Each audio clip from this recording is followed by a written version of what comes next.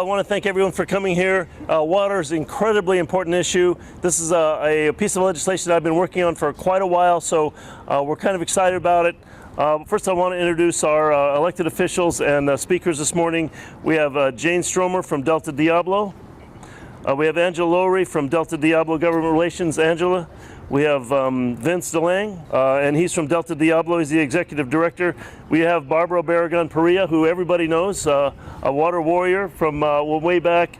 We have Michael Brodsky from Save the Delta Coalition. We have Fritz Buckman from the San Joaquin County. And we have Ann Baird she's from Assemblymember Susan Eggman's office. And we have Christine Fugazi, and she's from the Stockton City Council. Christina, I want to sort of give you an outline of how this is going to go. I have a prepared statement. I'm going to read through it, so you'll have to stay with me on that. It'll be about 3 or 4 minutes, and then I'm going to introduce the other speakers. They'll have about 2 to 3 minutes, and then we'll take some questions and answers, and then we'll break up and allow people to individually talk to reporters or whoever might be interested in the issue. So we'll get started.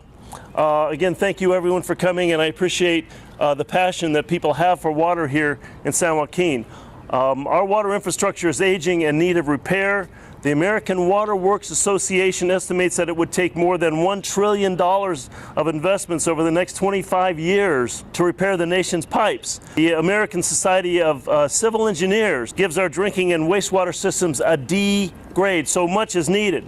Although these deficiencies are nationwide, some of the problems are made clear here in California in the last drought, the historic 5-year drought that we had that ended this last year. Water supply and delivery is very personal to us here in Stockton and San Joaquin in particular, because we're the hub of California water. Unfortunately, we continue to battle with short-sighted and ill-conceived plans for California's water future. Just last week, the House of Representatives, of which I'm a member, passed a bill that would ship more water out of the Delta. And Governor Brown continues to push for the twin tunnels that would effectively destroy our Delta in our region. So instead of spending the $25 billion on tunnels that won't produce any new water or increase water sustainability throughout the state, we should be focusing on other issues like conservation, capture, and recycling. Energy and water are inherently connected, and the energy-water nexus is critical to enhancing our energy and water security. A coordinated effort is needed to enhance information gathering and developing policy goals across the nation. In 2010, the United States water system consumed about 13% of our nation's energy, and in California, that number is closer to 20%. We should be focusing on things like leak detection and investments in new technology. Nearly 2 trillion gallons of water is lost each year due to leakage in pipes and our broken water mains and water meters. Our water infrastructure currently lacks the ability to detect leaks in real time, and usually leaks are detected by people phoning in the water agencies. Research estimates that 2 trillion gallons of water is wasted each year because of leaky and broken pipes. I repeated that. Increasing the efficiency of our water system and supply and reuse of existing water resources through recycling could produce up to 14 million acre-feet of water annually here in California alone. Today, I'm introducing a bill that puts California water and the nation on a more sustainable path toward water security and stability. My bill, the Water and Energy Sustainability Through Technology, or WEST, the WEST Act, addresses all of these issues. It supports innovative technologies and infrastructure for urban and agricultural areas. It will help fix leaky pipes and aging infrastructure to improve efficiency. It creates new water. Through recycling and reuse. It increases regional self-sufficiency through stormwater capture and increased water storage. Many of our leaders in California and other states support moving in this direction. I've met with a diverse group of stakeholders, including farmers, technology companies, and local leaders, on how to address our water future, and that's helped inform this legislation. Today, Together, we can more readily prepare for future shortages and take advantage of rainfall and reduce reliance on our precious and beloved Delta. Now I'd like to turn to our first speaker. Barbara Barragan-Perea, again, has been a champion, a relentless champion of the Delta and a friend, and I'd like to give her a chance to say her words. Thank you. Thank you so much. I would like to thank Congressman McNerney for including Restore the Delta today. I'm Barbara Barragan-Perea, Executive Director. Restore the Delta has grown over the last 11 years from 70 members to 50,000 followers throughout California. And I'm here today to voice our enthusiastic support for Congressman McNerney's West Act. Since 2010, as a member of the Environmental Water Caucus, Restore the Delta has championed the California Sustainable Water Plan as the solution to meet California's water needs in a manner that protects our environment and our economy. The Congressman's bill matches a number of goals and projects that our plan supports. We welcome its funding for creating clean drinking water projects for rural communities and for water efficiency technology. Water efficiency technology is something that we have worked on with our partners at San Joaquin iHub and the San Joaquin County Office of Education via the H2O Hackathon, and is really a goal that Restore the Delta is committed to and has been for a number of years. Projects described in the West Act promote energy and water efficiency, but they're also job makers. Large water infrastructure projects like the Delta tunnels only make 4 to 6 jobs per $1 million of public investment spent. Water efficiency projects create 10 to 20 jobs per $1 million spent. And these are decent paying jobs that actually give families a pathway to having a stable life. Water efficiency, like clean energy jobs, can transform our San Joaquin Valley and national economy. Congressman McNerney's West Act is the perfect way to start this economic and environmental transition. I would like to go ahead now and introduce Chad Davidson. He is the General Manager with the Iron House Sanitary District. Thank you. Thank you very much. Oops. So again, my name is Chad Davison. I'm the General Manager of the Iron House Sanitary District. Our district produces tertiary treated recycled water, over 2 million gallons per day, through an advanced filtration membrane process. And I just want to thank the Congressman for allowing us the opportunity to come and participate in this. This bill is really a huge step forward in promoting recycled water and identifying potential funding for recycled water projects so that we can get our recycled water out for the highest and best use into the community. We've experienced over the last couple of years both exceptional drought and then a winter, but what we found through, especially at our district, through our recycled water fill station and the public outreach that we had during the drought, that there's really unprecedented public acceptance for recycled water. And this water bill really is instrumental in helping create that nexus between getting it produced now that the public acceptance is there, and then getting the infrastructure to get it there so that our water regionally is sustainable. So again, I didn't have a prepared statement, but I just did want to thank you for the opportunity to come out. And we're also, as we own a Delta Island, we own Jersey Island. We are a stakeholder in the tunnel project as well, and the stewards of the Delta.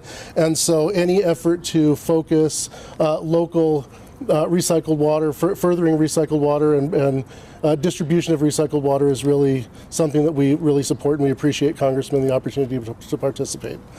So with that, I'd like to turn it over to Fritz Buckman, the Deputy Director with the San Joaquin County Public Works Department.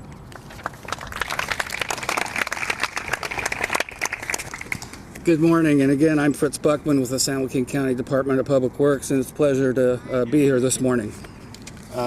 Congressman McNerney clearly understands that California's water future will not be secured by the wasteful and destructive Delta tunnels, but rather by smarter investments in a variety of water management solutions tailored to the unique regions of our great state. The Congressman's bill promotes and encourages additional investment in better, more effective and more affordable alternatives to the twin tunnels, such as recycling, water use efficiency and conservation, desalination, stormwater capture, and groundwater storage.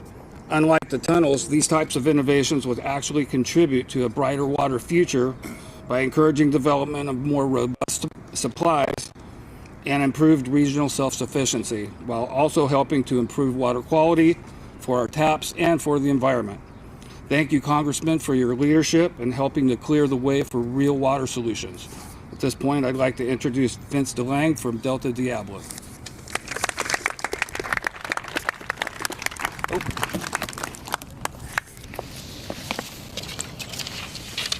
Good morning. It is a pleasure to be here to support Congressman McNerney's visionary leadership and focus on achieving sustainable water solutions. His past efforts have helped Delta Diablo lay the groundwork for regional reliability, and this important legislation will take us to the next level from a water and energy management standpoint. Now, Delta Diablo is a public agency that's been transformed over the last 15 years from just a sanitation district or just a wastewater treatment plant to a water resource recovery facility. We serve approximately 200,000 customers in the cities of Pittsburgh and Antioch and unincorporated Bay Point. Our facility provides a wide array of environmental services to the local community, including wastewater collection and treatment, recycled water production and distribution, on-site renewable energy production, and household hazardous waste collection. So in addition to maintaining a laser focus on our core mission of protecting public health and the environment, we continue to explore innovative technologies and opportunities to recover more and more resources from water. In the water recycling realm, we recycle over 50% of the 12 million gallons of wastewater we receive each day and provide 90% of that volume to 2 local power plants. We've also expanded our water recycling and distribution system to provide recycled water irrigation at local golf courses, city parks, and schools. On the energy front, we are leading an industry-wide trend toward increasing energy efficiency at treatment plants and also boosting renewable energy production. Delta Diablo uses biogas generated from the wastewater treatment plant to produce enough energy to meet 60% of the plant power demand. But we don't want to stop there. We're currently on a path toward exploring innovative technologies and partnerships with our goal of becoming energy self-sufficient and producing enough electricity to sell that energy back to the grid to offset rate increases and generate a supply of stable, sustainable revenue. This transformative journey at Delta Diablo is a great example of the sustainable solutions championed by Congressman McNerney. We have been extremely fortunate to receive funding from the Bureau of Reclamation and for some of our recycled water projects, and have heavily relied on the state revolving fund clean water program to provide low-cost project financing. Without this assistance, these important project initiatives would not have been able to advance on their own, and this continued funding support is critical to Delta Diablo reaching the next level. So we greatly appreciate Congressman McNerney's support for these critical funding sources. As Congressman McNerney referenced, there's a huge issue relative to the water and energy nexus, and water resource recovery facilities will play an important role in the state of California. The passage and implementation of this legislation will allow other facilities at the local, state, and national level to embark on similar paths towards sustainable water and energy management. Thank you again for this opportunity to support this important legislation, and thank you, Congressman McNerney, for your tireless efforts in putting forth progressive legislation that benefits the environment and the public in a sustainable manner. The next speaker is Michael Brodsky from the Save the California Delta Alliance. I'd like to thank the Congressman very much for being the voice of reason in what has been an irrational process up to now. Not only will the governor's water tunnels wreck the ecology of the beautiful delta you see behind me, the construction of the facilities will literally obliterate our delta communities of Clarksburg, Hood, Locke, Walnut Grove. These places will be destroyed by the construction of the tunnels. As far as the water energy nexus, the Edmonston pumping plant, which pushes the delta water over the Tehachapi Mountains, is the single largest user of electricity in California. If you took the electricity that it takes to run those pumps and put them into desalination plants and recycling plants, it would produce more water than is pumped over the mountains.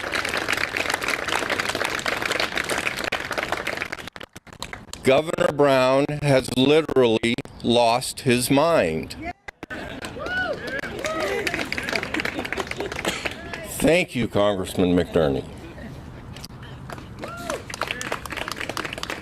And next we have Jane Stromer, the Executive Director of Western Recycled Water Coalition.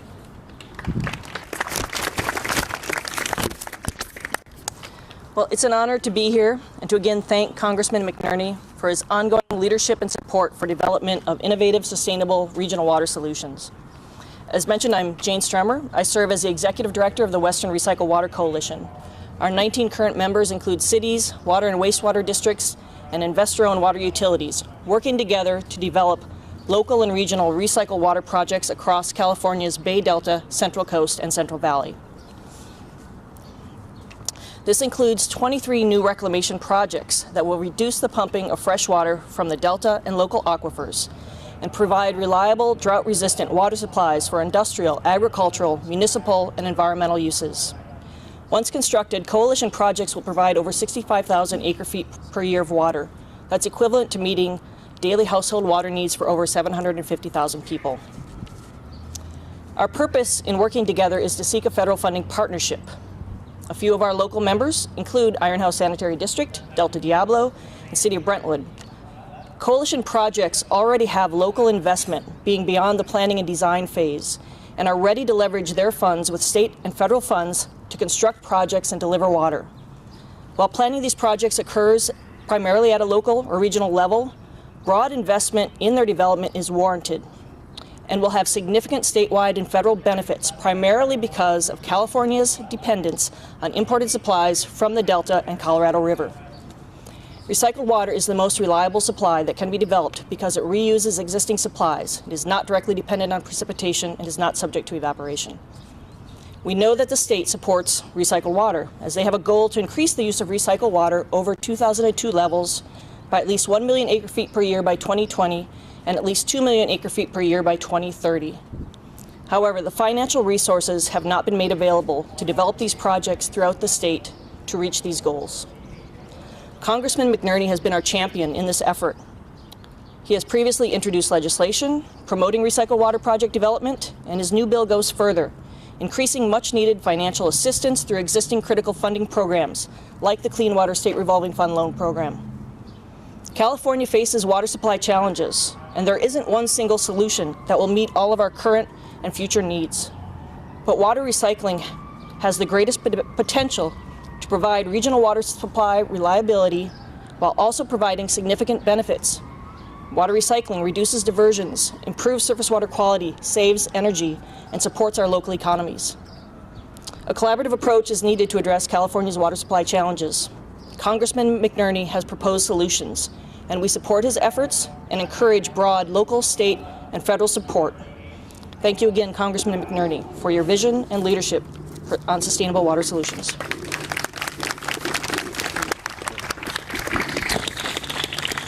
Well, I was going to take some questions, but I think our speakers are a little hot here. So if you have questions, please approach us individually. And again, I just hope this changes the narrative. I mean, currently the narrative, well, there's water, let's go take it from somebody else. So what we need to do is think about how each region can supply its own water. And we can do that through the programs that are outlined in this legislation. So we need to change the narrative. We need to change the way people think about water. Water is precious, water is valuable, and we can do it if we just put our minds and our resources to it. So thank you all again for coming. I appreciate it. Let's get out of the sun if we can.